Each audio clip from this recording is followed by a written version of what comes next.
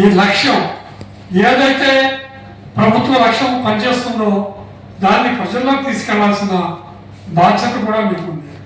ఇకపోతే స్థానికంగా వచ్చేసరికి మన నాయకుడు,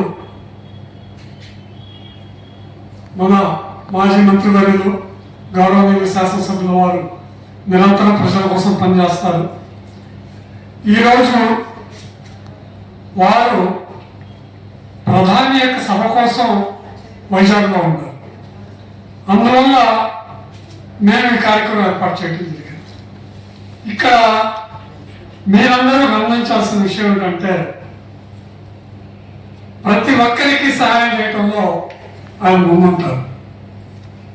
బహుశా ఆయన యొక్క జీవితమే ప్రజల కోసం చెప్పచ్చు.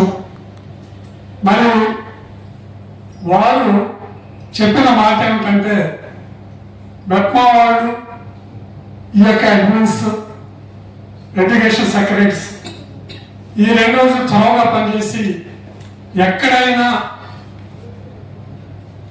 అర్హులైన వాడికి రాకపోతే వాటిని రెక్టిఫై చేసి చేయించమని చెప్పారు.